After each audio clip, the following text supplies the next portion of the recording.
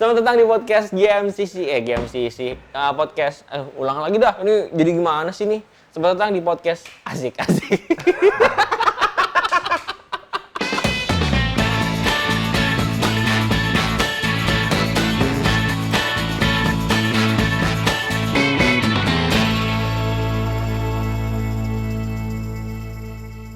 Selamat datang di podcast DIC, dan di konten ini namanya adalah FBI, Pikiran Berbau Iman. Dan kita sudah menentukan topik nih. Oh, belum berkenalin dulu nih. Kita bersama udah siapa nih? Ya? Apa? Udah kenal ya? Wih lo gaya lu tong. Silakan perkenalkan diri. Ya, nama gue Eko Saputro, tapi sering dipanggilnya Eco. Jadi panggil saja Eco. Ya, udah itu dong. Udah itu doang. Anak udah ada anak? Anak sudah ada, puji Tuhan. Istri sudah ada? Udah ada dong. Anak satu? Anak dua. Oh, anak kedua. Satu kan dalam kandungan. Istri berapa? Istri satu juga. Oh, istri satu juga. Puji Tuhan ya.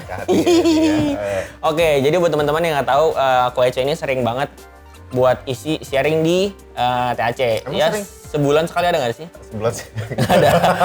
Berarti jarang ya. Ko Eco ngisi tapi jarang, tapi ngisi juga. Ini muka kau kelihatan nggak, Dut?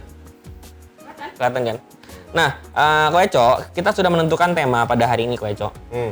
Minggu lalu kita temanya adalah lupa minggu lalu apa, Dut? Insecure. Oh, insecure. Minggu lalu kita ngomongin insecure sama si Ko Andre. Oh, Ko Andre. Raja Wali. Betul. Kita minggu ini pakai itu ya? Iya, Raja padahal Wali, namanya Andreas Ferianto. Oh, mungkin gue perlu bikin juga ya? Saya juga baru tahu kemarin pas Eco lagi TSS. ngobrol. Oh. Eco Jembatan 5 gitu. Iya. Eco Pabrik. Nah, tapi kita temanya kali ini nggak insecure lagi. Temanya kali ini nggak insecure lagi. Maksudnya temanya kali ini bukan insecure. Kita temanya kali ini adalah toxic relationship. Toxic Relationship itu bisa bicara tentang parenting juga bisa, hubungan sama pasangan juga bisa, keluarga, teman, segala macam juga bisa. Tapi yang perlu garis bawahi itu maksudnya toxic. Apakah Ko Eco pernah mengalami toxic relationship? Toxic itu beracun ya? Pernah pasti. Kayak lagu Britney Spears, Bo. Jis banget lu. Lu ketahuan kelahiran berapa?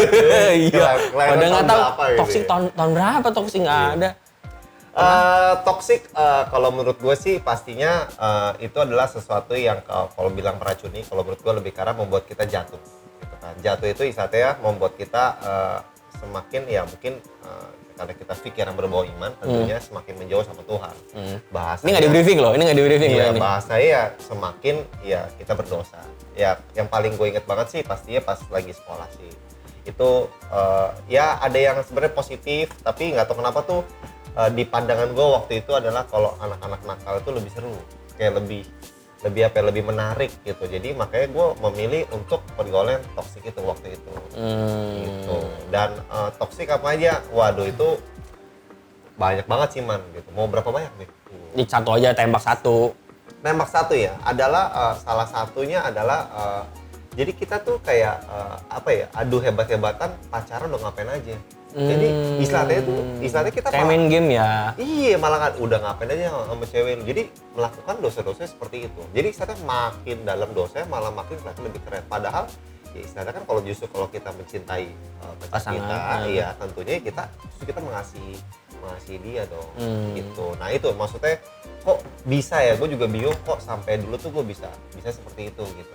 Tapi pasti sih, kita pas zaman sekarang nih pasti suka menyesali perbuatan kita pas masih sekolah sih. Nah, saya aja kalau lihat rambut saya pas zaman mangkok itu nyesel. Kok bisa sih rambut gue mangkok begini ya? Mungkin kebanyakan orang ngelihatnya waktu itu lagi ngetren. Mungkin, kayak cangcuter. Cangcuter kan? Iya. Sekarang justru itu semua. Pensil semua.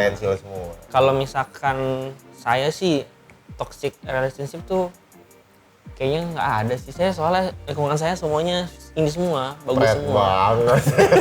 Kayaknya lagi syuting juga. Ini by the way yang jagain kamera ini pacar saya. Semakin saya mengasihi kamu sayang. Nah, kita sambil langsung baca pertanyaan aja kali Ko ya. Jadi kita kemarin ada lempar question box ke teman-teman Instagram. Pakai foto Anda yang luar biasa itu. Yang mana? Fotonya yang ada banyak fotonya, dia kasih, kok minta foto dong, kasih fotonya banyak banget, lagi main tembak-tembakan lah, pakai masker lah, apa segala macam. Bukan tuh bingung cari fotonya, tahu akhirnya udah bisa dapat yang itu. Ya tapi kan maksudnya fotonya yang beneran gitu. Ya udah akhirnya dapat foto beneran. Lihat tuh, takutnya kameranya habis baterainya. Oke. Nah yang pertama, ciri-ciri toxic relationship di dalam pacaran. Oh, ciri-ciri toksik dalam pacaran. Kalau dalam pacaran itu yang toksik itu kalau menurut gue sih adalah pacaran nih ada menerima dan memberi. Nah ini orang tuh lebih ke arah maunya menerima, jadi menuntut. Oh. Baik yang wanitanya atau ke prianya. Betul. Amit-amit nih, cowoknya minta ini, minta grepe, minta itu, minta kalau lu mencintai gue, lu harus gini dong ke gue. Nah atau nggak ya ke ceweknya, lu kalau cinta gue, lu harus jadi memanfaatkan tuh cowok nganter jemput lah, beliin inilah itu segala. Jadi lebih ke arah gue menuntut gitu. Sedangkan ya kalau menurut gue kalau masuk pernikahan lu kayak kotak kosong, apa yang lu isi dalam itu baik prianya ataupun wanita. Jadi kalau menurut gue kalau yang pacaran ya jadi menuntut gitu. Jadi lebih banyak menuntutnya daripada memberinya. Makanya cewek-cewek juga tolong Anda jangan terlalu bodoh ya. Pria itu luar biasa pintar menurut saya ya. Kalau nggak dikasih apa yang dia mau, dia bisa mengatakan hal kuncinya. Kamu jadi nggak sayang sama aku? Udah mulai nih. Sayang kok, kalau sayang buka dong. Wah, udah mulai gitu. Tapi ada mulai kata-kata sindiran kepada sang Emang aku pernah ngomong gitu ke kamu?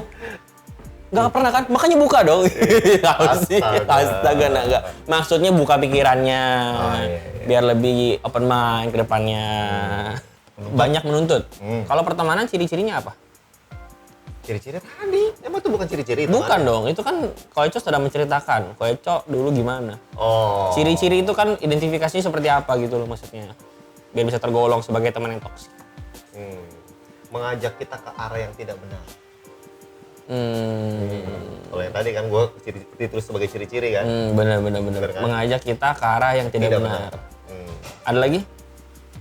Menuntut bisa juga. Bisa juga sih. Ada juga teman yang menuntut ya. Iya. Jadi istilahnya ketemu kayak ya dulu gue toksik juga kan. Jadi supaya gue dapat nilai bagus. Ya istilahnya gue memanfaatkan teman-teman sekeliling gue gara-gara sering diracunin, gue juga racunin orang lain jadinya.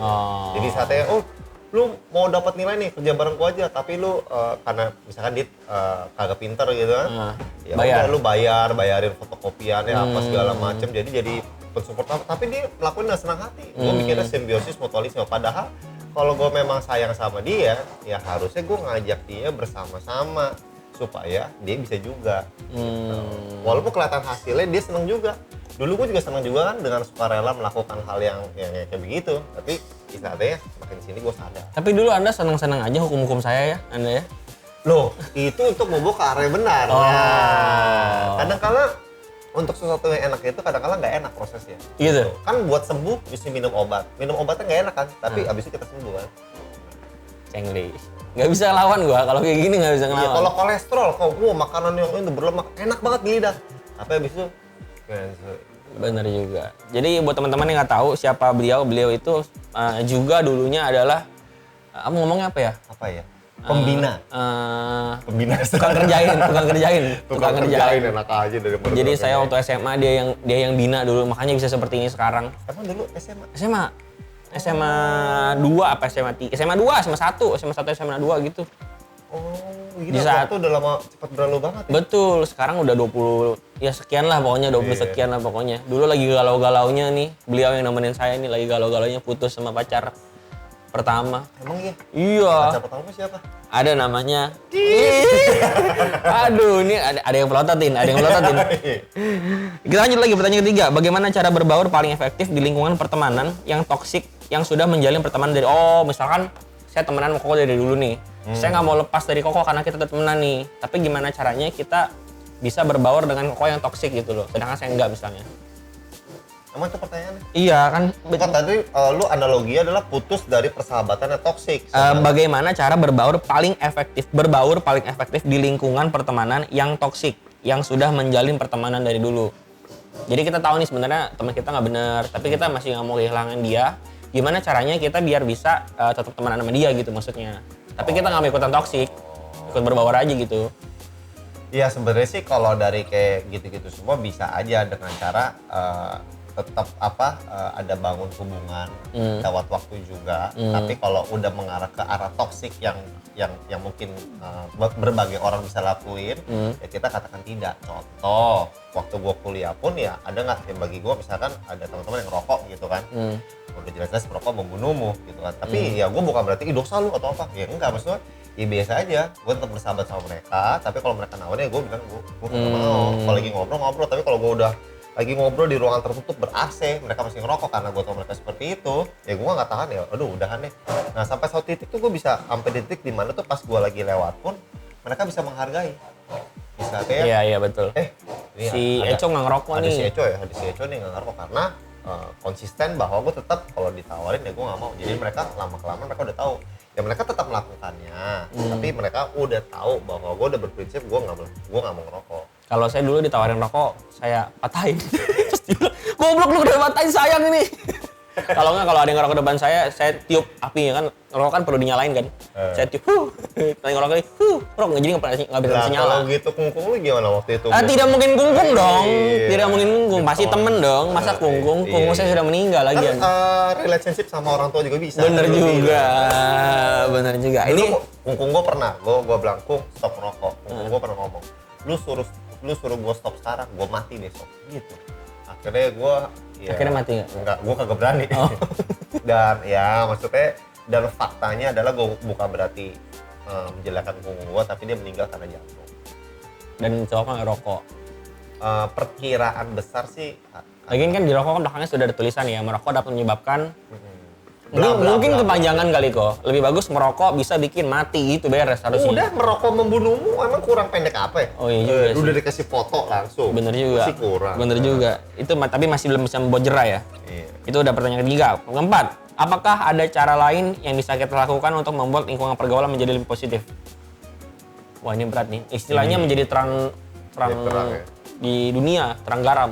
Menurut gue sih gini, itu yang bisa kita lakukan adalah tetap memegang prinsip kita dan tidak menghakimi. Ya seperti tadi, tetap memegang prinsip kita dan tidak menghakimi orang lain. Nah, kenapa? Ya supaya mereka bisa tetap bangun hubungan sama kita. Kalau kita menghakimi orang tersebut mah istilahnya ya bangun tembok. Betul. Gitu. Nah, tapi keputusan itu nanti komunitas jadi lebih positif, keputusan di tangan dia. Karena kan Tuhan Roh Kudus saja mengetuk pintu hati manusia. Siapa kita bisa ngubah orang. Kalau menurut gue sih. Jadi selama ini ya istilahnya ya gue cukup jadi teladan aja. Kalau kata Ko Andre minggu lalu katanya guiding not judging. Nah, berarti itu dulu ya. Padahal gue nonton secuplik-cuplik bisa mirip-mirip juga tuh ya. Anda cuma 40 detik, Anda jangan. Orang belum di launching videonya. Anda jangan bohong Anda. Oh iya, gue nonton. Baru cuplikannya doang. Cuplikannya udah menarik banget tuh. Gokil.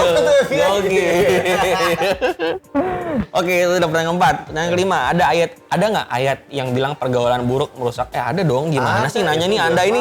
Anda bacanya Alkitab apa hal yang lain nih? Duh, gimana sih Anda nih? Anda Korintus tuh. Apakah kita harus meninggalkan lingkungan yang toksik atau kita berusaha menyadarkan mereka? Ya tergantung posisi sih sebenarnya. Urgensinya. Apakah itu adalah orang yang dekat banget sama Anda? Iya. Berarti ya pasti Anda peduli dong sama tuh orang. Tapi kalau istilahnya kita nggak kenal, nggak ada cuma tahu nama, dan istilahnya kita tidak mau buang-buang waktu karena hidup kita juga pasti banyak hal yang penting lainnya, ya udah dipilih. Biarinin aja. Ya, mau gimana? Yau. Tidak bisa menyenangkan hati semua orang. Yang ibaratnya ini adalah sisi terang. Walaupun kita terangin di bagian manapun, nggak akan semua sisi bisa terang. Pasti ada shadow-nya gitu loh, dimanapun itu. Makanya pakai penguat terang. Oke, next. Next aja udah dah ini. Bagaimana kita menjelaskan karakter Kristus di dalam lingkungan pertemanan kita yang toksik? Wah, ini sama kayak tadi, mirip-mirip.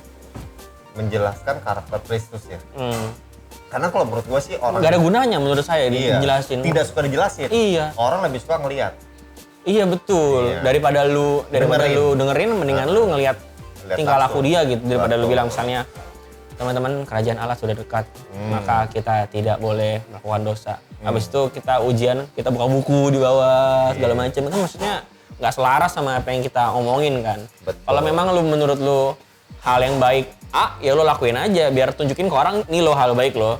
Bukan kasih tau hal baik adalah A, B, C, D, E, nggak ada gunanya sih menurut Contoh nih yang kayak begini, gue pernah sama orang tua gue sendiri ya, hukum popo gue. Jadi mereka itu adalah Konghucu dan popo gue salah satunya suka ke tanda kutip orang pintar. Nah, gue tuh selalu... Tuh S3 berarti tuh ya? Kan pinter.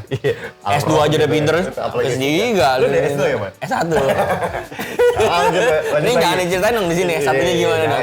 Bahaya, panjang. Nah, jadi istilahnya dia suka kadang-kadang nawarin pakai jimat untuk perlindungan. Kan waktu gue udah kenal Tuhan, mohon maaf nggak bisa. Tuhan Yesus, apa-apa tanya Tuhan Yesus. Jadi mereka bilang, apa-apa tanya Tuhan Yesus, apa-apa tanya Tuhan Yesus. Nah, gue selalu berdoa, Tuhan tolong. Gue nggak bisa counter kungkung popo gue, tapi gue mau hormati mereka dan gue tahu mana yang dosa, mana yang enggak. Tapi ini orang tua gue juga. Nah, satu hal nih, udah tau dong orang Chinese, kalau mau nikah pasti tanya apa? Tanya orang pintar juga tanggal baik. Tanggal baik buat nikah kan. Nah, gue doa Tuhan minta tolong karena ini buat nikah, pengen istilahnya ya udah yang didapetin kita lakuin. Itu 6 November 2011 dan gue doa banget dan gue tidak, istilahnya gue tetap hidup gue tuh tetap di dalam Tuhan, apa-apa tanya Tuhan dan Tuhan bawa dari keberhasilan demi keberhasilan. Waktu hari pernikahan, waktu sebelum mau pernikahan, popo gue ngobrol sama Kungkung gitu kan. Popo gue manggil Kungkung, Fong, gue mau ke orang pintar dulu Fong, gitu kan. Mau tanya tanggal baik buat nikah cucu kita gitu kan. Nah, Kungkung gue sampai bisa ngomong istilahnya. Yen, dia panggilnya kan Yen, lu ngapain ke orang pintar? Cucu lo ini udah orang pintar. Maksudnya bukan orang pintar, maksudnya ya udah di kuliah tinggi-tinggi dan gue yakin itu karena kondisi gitu. Jadi saatnya kadang-kala tuh waktu mereka sakit akhirnya udah capek. Maksudnya udah capek dengan kekuatan sendiri. Gue boleh nggak doain? Boleh. Jadi saatnya sampai di titik seperti itu tuh gue udah seneng banget istilahnya mereka bisa mengakui bahwa ada Tuhan yang maha kuasa yang bisa mimpin hidup gue.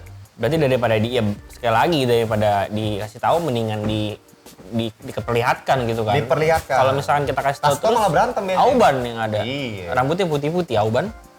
Itu uban. Tipis-tipis lempar dulu aja. Ayo, yang ketujuh, apabila kita sedang berada di sebuah hubungan pacaran yang toksik, apakah tetapi perasaan cinta mengalahkan segalanya? Gila, tong. Apakah kita harus memutuskan hubungan itu karena banyak yang berkata bahwa karakter seseorang sangat sulit untuk diubah? Hah? Oh, jadi kalau misalnya kita punya pacar yang toksik, apakah kita putusin aja atau kita ubah? Karena banyak orang yang bilang karakter itu sulit diubah. Begini, pada kenyataannya, mungkin gue ketemu anak muda 9 dari 10 yang gue bilang. Ini satunya siapa nih masalah ini? 9 ada 10, satunya siapa ini? Yang nggak sepakat sama kita tuh siapa? Ada ya, huruf depannya T inisial. Ada pokoknya yang sekarang. Ini THC juga dulu. Istilahnya yang gue suruh putus, pada nggak mau karena perasaan lebih kuat. Biasanya tunggu sampai jatuh jebret ya baru deh dia ngerasa iya deh gue harus pisah.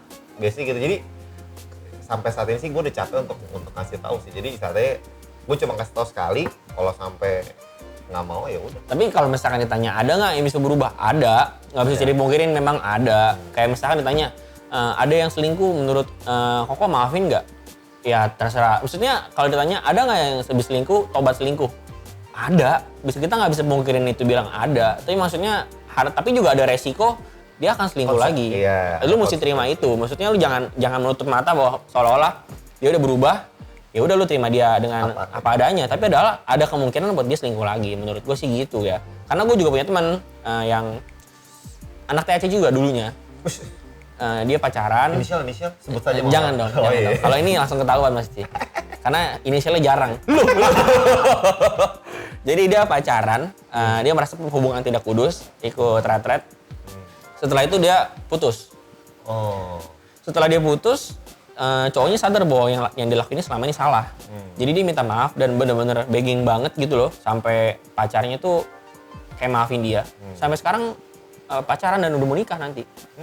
Dan setelah dia balikan itu, hubungannya semakin diberkati sih menurut saya sih. Usahanya semakin lancar, segala macam kayaknya nggak ada hambatan aja gitu kelihatan dari luar ya maksudnya. Nah kalau itu kan berarti ada parameter pertobatan. Masalahnya tapi kalau misalnya tanya mungkin nggak jatuh ke lubang yang sama? Mungkin. Makanya jangan pernah tutup mata karena apa nih ini ada yang tertawa. Dia langsung melek. Iya langsung melek dia. Kenapa emang ada masalah apa kamu ini? Ada masalah apa? Katanya sebelum gue nikah gue lakin dulu. Layak apa kalau untuk dinikahi gitu ya. Kita langsung ke pertanyaan berikutnya. Nomor 8, akhir-akhir ini ada berita mengenai gaslighting yang dimana merupakan salah satu toxic relationship. Dan itu berhubungan sekali dengan masa pacaran yang terjalin begitu lama. Bagaimana mengatasi trauma gaslighting yang di dalam menjalani hubungan yang baru? Apaan tuh? Iya, gaslighting apa? Apa tuh gaslighting? Kita Google dulu dong berarti kalau gini. Aduh, ribet banget nih nanya, susah-susah nih, heran dah. Yang disuruh gugurin. Oh, yang itu. Bener kayak itu? Kayaknya sih iya ya. Kayaknya sih iya yang disuruh gugurin dan minum obat itu kan. Iya, sampai tuh cewek pendarahan banget, bahkan membahayakan nyawa dia malah. Anak ini kan anak salah satu universitas gitu kan. Iya. Yang sudah di DO. Udah di DO, langsung di DO. Wah, itu yang punya tuh strict banget. Kenapa? Suaranya ada. Yang punya tuh strict banget kok. Malah gue dengar baca-baca ya, nggak tahu dia bener apa enggak ya. Makanya gue daripada gue nggak tahu kebenarannya, takutnya gue share oke salah gitu kan. Ini yang gue nggak usah share, cukup baca sendiri. Emaknya ya maksudnya kayak biasa aja gitu kalau untuk suruh gugurin. Emaknya yang cowok. Iya, maksudnya gue kaget banget kok seperti itu. Gitu. Tapi universitas itu memang sudah terkenal kalau ada yang bandel sih langsung habis sih. Teman saya cerita ada yang datang naik mobil Ferrari ya atau apa gitu, terus dia ngegeber-geber di depan kampusnya. Kebetulan yang punya kampusnya lagi lewat, terus langsung nanya tuh, anak siapa ya? Mahasiswa kita bukan? Coba panggil. Saya melihat dong kartu mahasiswa kamu, dilihat dipatahin. Kamu mulai besok masuk kuliah di sini lagi. Astaga. Gokil ya, sebegitunya ya. Begitu dia tahunya langsung habis tuh anak, langsung udah di DO segala macam. Tapi kalau sampai kejadian seperti itu sih, mau dijawab nih pertanyaan? Ya boleh. Bagaimana mengatasi? Susah banget gila. Bagaimana? Oh, jadi takutnya si cewek yang tadi ini ketika mengalami hubungan yang baru lagi trauma. Apakah pacar gua akan seperti pacar gua sebelumnya? Kalau menurut gue sih yang kayak hal yang seperti itu, terutama korbannya kan lebih karena gitu, kan dia kan trauma. Menurut gue sih dia memang harus hidup dalam komunitas, jadi ada pendampingan selama ini. Akhirnya untuk bisa ngebuka hatinya. Untuk istilahnya tetap ada kok, untuk ada Tuhan pasti sediain yang terbaik, pasangan hidup yang terbaik buat kita gitu loh. Ada pendampingan dan itu gue yakin sih nggak cepat bertahun-tahun kali. Lama pasti itu. Kejadian di Surabaya aja. Di Surabaya apa nih? Yang orang tua kirim anaknya dari sejak kecil ke pendeta. Oh iya. Aduh, itu ngilu banget sih dengerinnya. Iya kan, maksudnya kalau gue baca ceritanya kan itu akhirnya bisa mau nikah kan. Habis itu dia teriak-teriak gara-gara harus diberkati sama pendeta ini kan. Nah sebenarnya kan itu anak akhirnya sebenarnya tidak mau bangun hubungan lagi karena kok cowok begitu ya, pendeta lagi gitu kan. Nah terus tapi akhirnya ada satu pria yang tulus mencintai dia apa adanya, kasih tahu dalam bangun hubungan juga bersih. Dan akhirnya ya udah saya mau nikah. Nah itu kan pendampingan juga. Nah, iya. Panjang lah prosesnya. Panjang. Ini yang nanya nih hebat juga nih ya. Iya. Nomor 9, trust issue juga menjadi sebuah masalah dalam pertemanan. Bagaimana kita mengatasi trust issue? Sedangkan kita sudah berkali-kali merasa, sama kayak tadi. Kalau kita sudah dikecewakan, gimana caranya hilangin kepahitan itu ya sama kayak tadi? Waktu yang menjawab. Iya. Dimulai dari pengampunan oleh kuasa Kristus dan nanti akan di-maintain oleh dibuktikan melalui waktu. Amin. Waktu yang menjawab. Waktu yang menjawab. Ada pulsa nggak tuh waktu? Takutnya nggak jawab dia. Enggak, itu dia catering. Oh, gratis? Bukan. Apa? Aktif terus. Boleh nggak? Tri, boleh sponsorin kita mungkin kalau misalkan. Bagaimana meyakinkan seseorang untuk menjadi positive relationship, sedangkan mereka sesekali berkata bahwa kita so suci, so bijak, so rohani. Gimana? Ulangin? Bagaimana? Anda yang nanya ini, tolong jangan susah-susah dong. Ini bagaimana meyakinkan seseorang untuk menjadi positive relationship, sedangkan mereka sesekali berkata bahwa kita so suci. Gimana ngeyakinin mereka bahwa ini loh relationship yang benar tuh ini loh. Sedangkan dia mikir ke kita, apa sih lu so suci lu? Oh, so holy lu. Ya menurut gue sih ya tetap berani pegang teguh prinsip aja. Komitmen dan konsisten. Dua hal nih yang gue pernah kejadian. Teman dari orang tua, kan orang-orang Konghucu semua nih. Katanya gue dulu sampai pernah dikatain, ngapain lu ikutin agama, ngomong kasar, bule, anunya bule, sampai seperti itu loh. Sampai dikatain seperti itu gitu loh. Tapi ya istilahnya ya gue tetap jalannya apa yang gue percayain gitu kan. Terus sama temen-temen paling simpel dah, istilahnya gue udah gak mau nyontek lagi nih sejak bertobat nih gitu kan. Dan temen-temen tuh komunitasnya bukan komunitas ya, memang waktu itu seangkatan tuh yang di kelas tuh suka nyontek gitu kan. Akhirnya gue kayak orang aneh, gue duduk di depan sendiri kan kalau kuliah bebas dong pilih tempat duduk dong. Ini meja dosen, gue duduk di depannya. Kenapa? Karena kalau gue pilih tempat duduk di belakang, gue pasti bakal digangguin terus. Ya gue tetap duduk depan, jadi 2-3 baris kosong, baru orang-orang keisi. Ya gitu. Orang aneh banget kan, dekatin sesuci nggak pasti diomongin. Tapi istilahnya, ya udah gue nggak pusing. Istilahnya, ya gue kalau lulus dengan nilai terbaik dengan. Berarti kau nggak nyontek? Nggak nyontek. Dan tidak dicontek? Iya, karena kan mencontek ataupun memberi contek kan sama-sama berbuat curang. Kadang-kadang soalnya yang kasus yang saya temukan adalah orang-orang yang tidak mau memberi contekan, tapi nyontek dong. Bagaimana dong? Gimana nih ceritanya ini? Gimana? Dia tidak mau memberikan contekan, tapi nyontek. Itu dosanya double. Udah munafik, nyontek lagi. Nyontek lagi. Kalau misalkan itu egoisnya double tuh. Nggak mau kasih, tapi dia mau dapat. Oh iya, jadi kalau misalkan lagi ujian nih, dia kalau misalkan dia lancar dan dia tahu segalanya tuh dia kayak pura-pura dengerin lagu gitu. Emang bisa? Enggak, maksudnya pura-pura dengerin lagu kayak nggak denger apa-apa. Namanya bukan pokoknya namanya bukan itulah pada saat itu dipanggil soalnya nyaut-nyaut. Tapi kalau misalkan dia nggak bisa, palanya bisa muter 360. Wih. Itu lo yang bukan. Oh, bukan. Siapa tuh? Bukan. Ada teman saya dulu. Ada. Kan nggak kenal pasti lah. Bineka ya? Enggak. Kuliah. Oh, kuliah. Itu rese banget kayak gitu. Oke. Saya dulu kuliah dicontekin saya. Jadi contekan maksudnya. Terus mereka lulus. Lalu nyontek sama saya. Salah sumber. Bagaimana membedakan budak cinta atau mengasihi? Bagaimana membedakan antara budak cinta sama mengasihi dan mengasihi? Ya, mengasihi. Oh, ini cowok nih bucin ke dia atau mengasihi dia. Soalnya nih bucin ini sebenarnya udah mengalami perluasan makna begitu besar sih, karena kadang-kadang kalau misalnya kita pergi nonton sama cewek aja, bucin banget sih lu. Ya normal kali, kenapa sih pergi nonton sama cewek bucin bagaimana sih? Kalau misalkan nih pacar saya makan gak ada meja, saya nungging jadi mejanya, itu bucin menurut saya mungkin. Lebay berarti. Itu mulai lebay, tapi maksudnya itu normal kalau nonton. Oh berarti jawabannya batasnya lebay apa enggak? Nah, ya menurut kau lebay apa? Ya tadi lu bilang.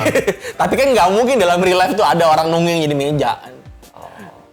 Ya simpel lah, sesuatu yang nggak efisien. Misalkan dia harus jemput cewek kemana-mana, padahal zaman sekarang udah ada Gojek sama Grab gitu loh. Geraknya secara efisien aja. Waktu kita kan tidak bisa dibeli. Yang pria wanita misalkan kuliah di tempat kuliah yang berbeda, ini harus dijemput-jemput. Lu ngapain? Betul. Ngapain dijemput-jemput? Ada yang mulai emosi, brother. Dia udah melek. Semprot dulu. Gila panjang banget nih berikutnya nih. Bagaimana tanggapan mengenai sebuah pertemanan atau kehidupan pacaran yang di dalamnya mengandung unsur keadilan? Astaga. Contohnya, Pancasila aja. Kalau lu ngelakuin begini, maka gue juga akan begini. Kalau dia selingkuh, ya gue balas supaya dia merasakan apa yang gue rasain. Kalau dia prank gue begini, maka gue akan balas hal yang serupa supaya dia ngerasain. Apakah ini toxic relationship atau sebuah kewajaran? Ngelakuin apa yang... Ya dibalas gitu. Kalau dibalas kita ngelakuin itu juga. Ya menurut gue adil dong gitu dong. Ya nggak apa-apa tante. Oke, kalau menurut gue mungkin prinsip orang dunia yaitu adil. Kayak pemerintah kan tuh bukti ada pemerintah adil gitu. Tetapi prinsip yang Tuhan kasih adalah malah kasihilah musuhmu. Kalau engkau melakukan kebaikan karena Tuhan orang berbuat baik padamu, apa bedanya sama orang dunia? Nah makanya sebenarnya kalau justru kita di dalam Tuhan, memang standarnya berasanya tinggi banget. Makanya di Matius ada firman Tuhan berkata, jadilah sempurna sebab Bapamu di sorga adalah sempurna. Jadi intinya adalah ya mengasihi bukan karena pakai prinsip keadilan seperti itu sih. Jadi kalau dia gituin gue balas nih gitu. Awas lu kalau senggol gue bacok gitu. Enggak. Ada juga yang maksudnya merasa adil bahwa gini, gue kan nggak ada kontek-kontekan sama cowok, lu juga dong nggak kontek-kontekan sama cewek, nggak gitu dong mainnya. Susah kan dong. Kalau misalkan lo bangun hubungan satu, misalkan yang satu bagian finance, yang satu bagiannya public figure, nah kan beda. Susah beda. Ya lu mungkin bisa lu nggak kontek-kontekan sama. Iya, karena ruang lingkup komunitasnya itu aja. Tapi kalau misalkan yang ya gua sama Cimili all shop, yang kontaknya ya lingkungan sama karyawan aja. Tapi kalau gua kan sama orang luar segala macam iya. Yang penting percaya lah ya. Tapi yang contoh kalau gua juga bertanggung jawab. Contoh kan ada wedding gitu kan. Dari persiapan wedding biasanya yang rempong itu adalah ceweknya. Nah, tapi gua bilang kita ngobrol di grup ya. Jangan japri. Grup bertiga. Grup bertiga. Jadi Koko pengantin. Pengantin pria dan wanitanya. Jadi istilahnya apapun yang gua ngobrolin itu si cowok pun tahu gua ngomong apa aja. Jadi adil tuh bukan berarti lu iya gua iya gitu loh. Kadang-kadang juga harus lihat situasi dong. Iya. Oke. Depend on. Yang terakhir nih. Wih, terakhir. Apa benar sebuah konsep pacaran untuk membuka peluang dan tidak memegang komitmen karena kedepannya tidak tahu apa yang terjadi? Oh, gimana maksudnya nih? Peluang. Apakah benar konsep pacaran untuk membuka peluang dan tidak memegang komitmen karena kedepannya kita tidak tahu apa yang terjadi? Akan tetapi tidak dengan rencana untuk melakukan perselingkuhan atau tikungan dan tanjakan. Apa sih kok jadinya? Ini kayak apa untuk power jurus sudah keluar dikeluaran pertanyaan ultimate. Apa sih ini? Oh, mungkin maksudnya pertanyaannya, benar nggak sih pacaran itu bukan sesuatu yang dipegang untuk sebagai komitmen? Anda kebanyakan nonton KKI ya Anda ya. Saya tahu nih Anda nih pasti referensi KKI kan. Gini. Pasti kan KKI kan Anda kan. Pasti nih. Kan KKI mirip. Jadi bagi dia tuh maksudnya pertanyaan kalau pacaran tuh ya coba-coba aja gitu. Iya, nggak megang komitmen gitu loh. Tapi iya nggak sih? Gue sih nangkepnya gitu loh. Apakah pacaran itu pakai prinsip seperti itu? Kita coba-coba dulu aja nih.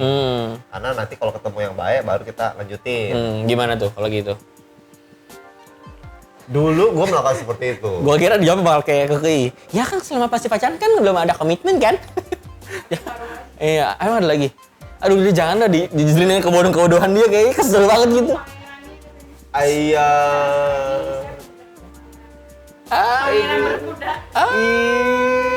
Kuda poni. Terus sekarang ini aku belum ketemu gara-gara gimana. Ya iyalah kan mau eksis, bro. Gimana kok kalau kayak tadi kok? Ya mohon maaf sih, karena yang gue dididik gitu kan, sesuai kisah-kisah di Alkitab juga bahwa pacaran yang Kristen ini adalah bukan coba-coba, tapi pacaran adalah ya istilah komitmen untuk masuk dalam pernikahan. Makanya istilahnya pacar kita makanya waktu itu kan dulu kan lo udah pernah dibina juga pas lagi sekolah, ya nggak usah pacaran dulu, fokus dulu, karena kalau pacaran dari sekolah kan tadi kan tujuannya untuk menikah kan. Nah, lu mau nikah kapan? Nikah yang misalkan misalkan kelas 2 SMP. Lu nikah mau 2 SMP umur berapa ya? 14 tahun. Terus lu saya baru mau nikah umur 30 tahun. Lu bisa tuh 16 tahun pacaran. 16 tahun pacaran. Nah, makanya tunggu nanti minimal lulus SMA atau enggak udah kerja. Itu umur yang udah siap. Tapi kalau ditanya, ada nggak yang 16 tahun pacaran sama nikah? Ada juga. Itu juga nggak memungkiri sih. Tapi maksudnya kalau sih lebih ke arah, lu yakin nggak bisa 16 tahun pacaran sama dia gitu loh? Saban hari penghidupnya sama dia, latihan dia mulu segala macam dan belum nikah lagi. Terus jangan sampai pas udah nikah malah bosan. Karena udah 16 tahun pacaran. Waduh, kacau loh kalau itu. Tapi gimana ya ngomongnya ya? Ya kalau gue sih pacaran 9 tahun lebih sih, sampai sekarang nikah makin sayang sih. Ya tapi gimana ya? Gimana? Melek tolong liatin deh. Apakah dia tipe yang makin sayang? Itu udah berapa tahun? Baru 1,5 tahun. Udah 2 tahun. 2 tahun. Tahun ini 2 tahun kan?